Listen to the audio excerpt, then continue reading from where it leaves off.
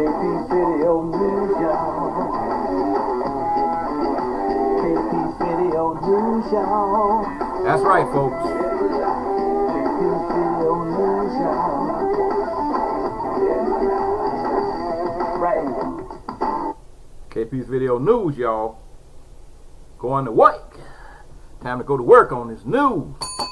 That's right, folks. And they still at it, man. They still at it. They just don't want to stop. Just don't want to stop. This one here, they got another one, man. They just just lost his gig. You know, I've been on Cop Watch here for a minute. We got another one in Atlanta. This time it's a sergeant. An Atlanta police sergeant has been fired over an Instagram video that shows him kicking a handcuffed woman in the head. Mark Theodule, who had been at the department since 2009, was found to have violated policy. Another officer who was at the scene with Theodule has been returned to duty. Atlanta Police Department has fired the sergeant who was captured on a viral Instagram video kicking a handcuffed woman in the head. Mark Theodule, who had been with the department, so like I stated, he already was fired after the department's Office of Professional Standards completed its investigation into the incident on Monday. And the agency stated on a press release Wednesday evening, based on a review of all the facts, it was determined that Sergeant Mark Theodule's actions violated the department's policy and he acted outside of the APD standards and training, the agency stated. The incident first came to light last month when the Instagram account Atlanta Uncensored posted a 6-second video showing Theodule and Officer Bridget Citizen standing above a woman who was laying on her stomach on the ground with her hands cuffed behind her back. At one point in the video, the woman could be seen lifting her head while Theodule appeared to kick her. The video itself does not show what happened before or after the 6-second altercation, but the caption said that the kick occurred after the woman did something at the man's boots.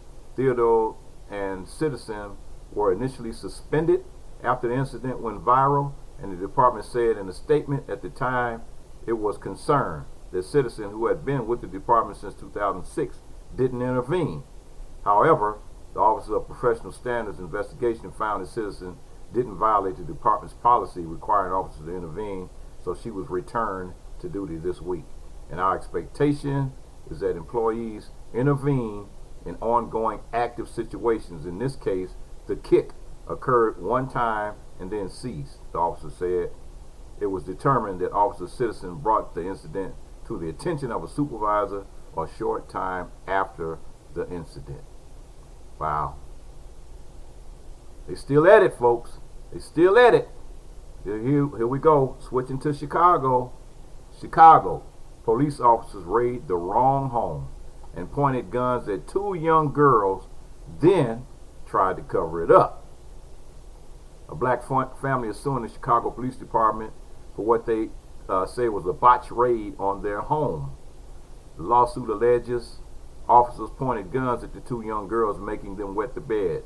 Several family members are showing PTSD symptoms after the botched raid, according to the lawsuit.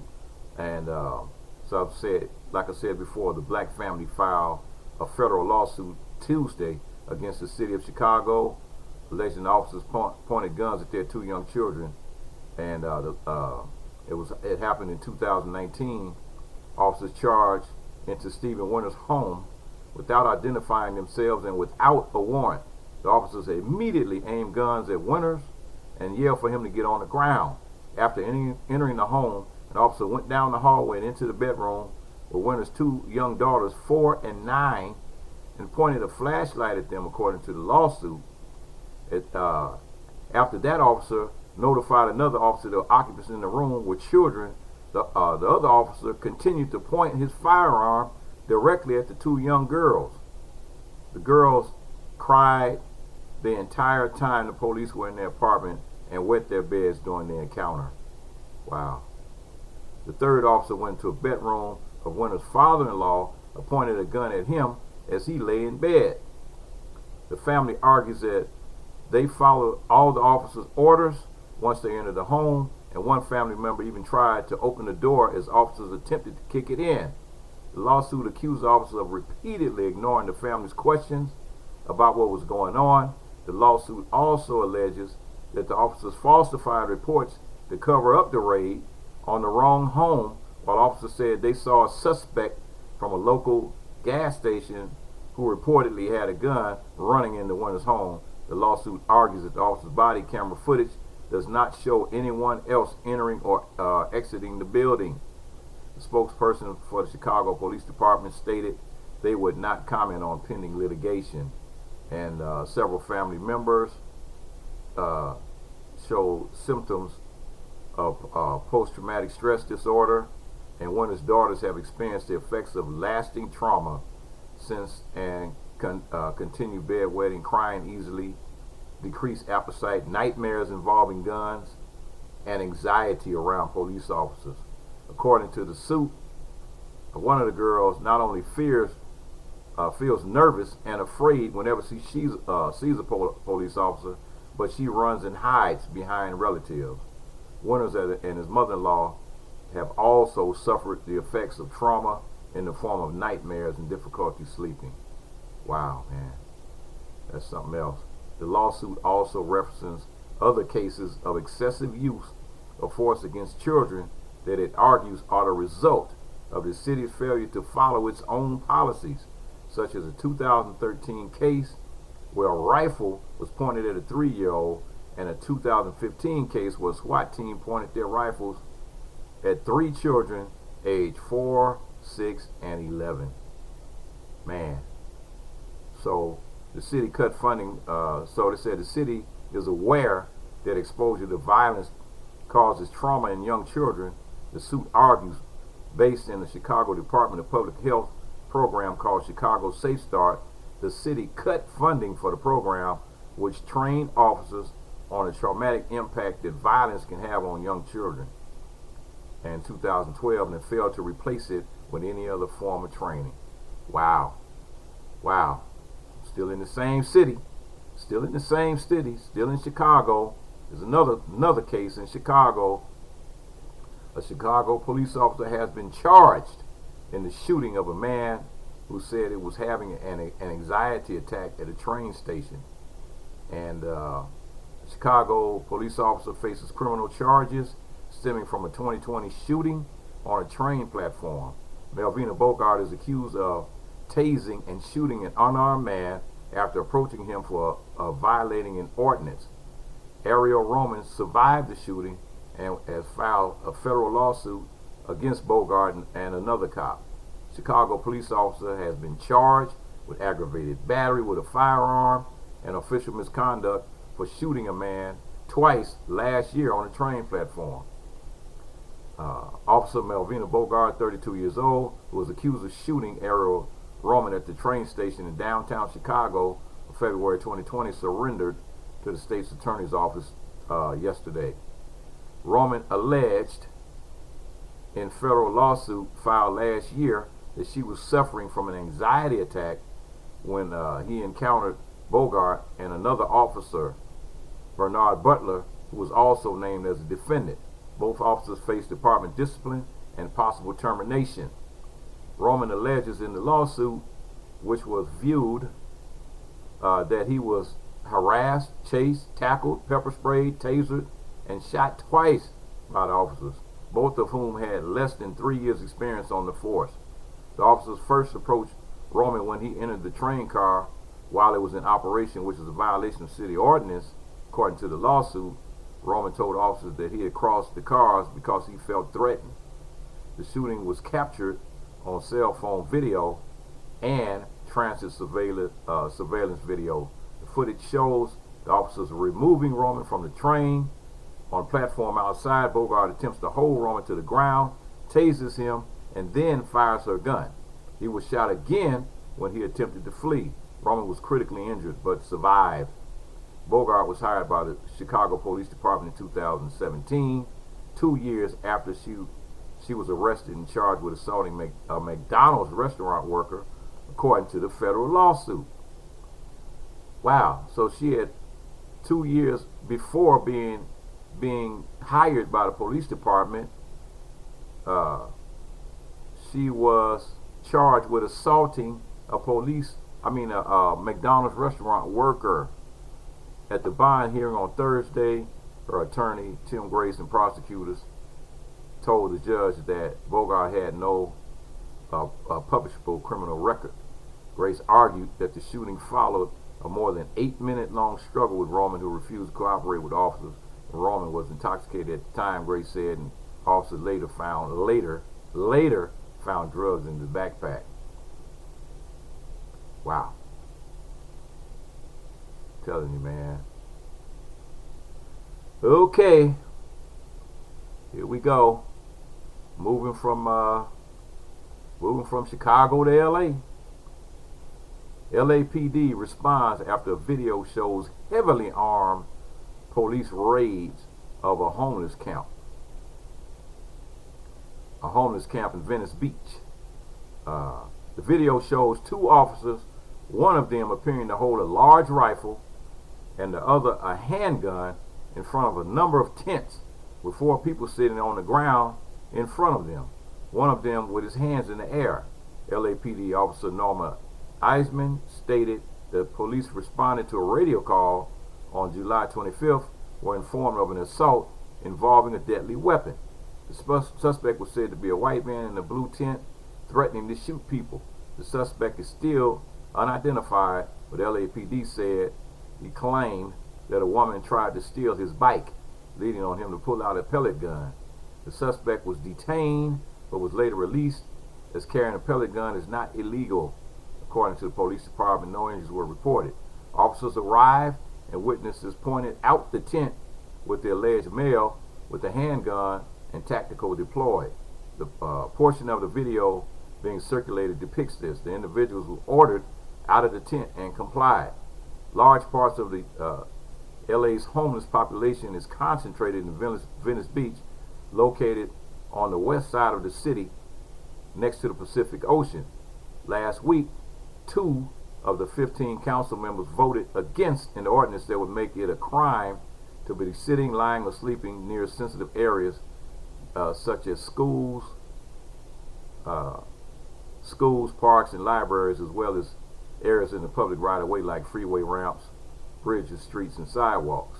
LA Mayor Eric Garcetti signed the order on Thursday. Only 2 out of 15 council members voted against that. So that means that got passed. So that would make it a crime. It's a crime to sit, lie, sleep near sensitive areas such as schools, parks, libraries, and well as public areas and right-of-way. So they want, basically, they're creating laws for homeless people to not be able to sleep. I mean, they're homeless. What else are they gonna do? You know? Okay. The law is expected to heavily affect the homeless population in LA. It goes into effect 30 days after its signing. So the order puts restrictions on, like I said, sitting, lying, sleeping, or storing, using, maintaining, or placing personal property in the public right-of-way. It makes it a crime to sit, lie, sleep, or set up encampments within 500 feet of a so-called sensitive use areas, and those areas also include overpasses, underpasses, freeway ramps, tunnels, bridges, pedestrian bridges, subways, washes, spreading grounds, and active railways, and within 1,000 feet of a street, sidewalk, or public right-of-way areas. Mike Bonin is one of the 2 city council members who opposed the ordinance during the vote. He pointed out the city only has spots in homeless shelters for 39% of the population. What about the other 61% of the homeless people? Wow. Some of those nights I slept in a car. Some of those nights when my car was in the shop, I slept on the beach, Mr. Bonin stated, sharing his own struggles with homelessness. I cannot tell you how much turmoil is in your heart when the sun is setting. You don't not know where where to sleep. I cannot tell you how demoralizing and dehumanizing and defeating that experience is when you don't know where you're going to sleep. He also noted that the order only tells unhoused where they cannot sleep, but not where they can sleep. That's what it comes down to. Where can people go? Where can people sleep when they do not have an alternative? Bonin stated. Wow, man. This is really, really bad. This homeless situation is extremely bad. And a report has stated that the origins of the city's homelessness problem stem from the years after World War II, when the construction of homes started to lag behind the speed of the growing population. Since then, racist zoning and crime legislation, as well as cuts to mental health services and other factors, have contributed to the current crisis. The city's black and Latino communities have been especially affected. And according to the report, there are around 41,000 homeless people in LA, 1,600 of them which are in Venice, a neighborhood with around 40,000 residents. So it's like 41,000 homeless people in Los Angeles, and that can't be an accurate count, because the last time I was there, it was totally ridiculous, man. Totally ridiculous, man. The amount of people that I located and that I saw that were homeless. So, man, it's crazy out there. Crazy out there, folks. Just don't know. You just don't know, man. Let's see. I don't think I talked about this one. Okay, here's a story of a black real estate agent. I don't think I talked about this one. Outside of Michigan home, they were viewing. A black real estate agent glanced outside of the window of a house he was showing to clients and saw a police officer circling the property with his gun drawn. He was afraid there was a fugitive in the yard. This was kind of a nice house, but there's a criminal outside, Eric Brown said, he thought to himself when he saw the officer. At the time, he was giving Roy Thorne and the man's 15-year-old son a tour of the Wyoming-Michigan home. He's not going to buy this house now, Brown worried. However, he said he grew less concerned with making the sale and more concerned with staying safe when he noticed a second officer behind a tree making hand gestures. Before the afternoon was over, the police officers would order the trio out of the home and place them in handcuffs. And Brown knew the doors of the house were open. He feared the suspect was on the loose and might try to come into the house and hide. If there's anywhere to run, he's going to be in this house. He remembered thinking they're about to flush a criminal into this house. We're going to be hostages in here, and Sammy's in the basement. Sammy suddenly rushed upstairs to report there were more officers in front of the home. Thorne, who is also black and an Army veteran, told his son to get out of the line of fire and open a window to address the officers. They were so focused on organizing themselves that they didn't hear him screaming. When the officer did hear him, the officer pointed his gun at the house. That's when he knew that they was there for us, he added. Brown said that he and his clients were ordered to come downstairs and exit the front of the house one at a time with their hands up. We realized, okay, this has been going on for some time, he stated. 3 or 4 police vehicles were parked with their wheels on the sidewalk, and officers using an open SUV doors as shields with guns drawn, were waiting for the trio to emerge from the house. As Brown, Thorne, and Sammy exited the house, they were instructed to turn around and walk toward the police officers backwards. When you have several guns pointed at you and they tell you to turn around, it does something to you, Brown stated. And Brown tried to tell him, I'm just showing the house. He said, I'm a real estate agent, and I'm showing these are my clients, and I'm showing them the house. So the officer paused and asked how Brown got into the house, still handcuffed. Brown said he was led back to the entrance of the house to demonstrate how he got the keys out of the lockbox. The officers with the Wyoming took the handcuffs off all 3 and apologized, Brown said, and then They told him the house recently had a squatter, and the squatter's black Mercedes resembled Brown's black Genesis. Wow. So you guys don't know the difference between a Genesis and a Mercedes. Okay. Wow. So they went through all that, and cops just split. They just left. Like, okay, see ya. After pulling guns on them and, you know, handcuffing them and putting guns on them. It's always something, folks. It's always something, y'all. I don't know, man. Only in America. And you know what time it is? It's KP Video News, that's for Video sure. News.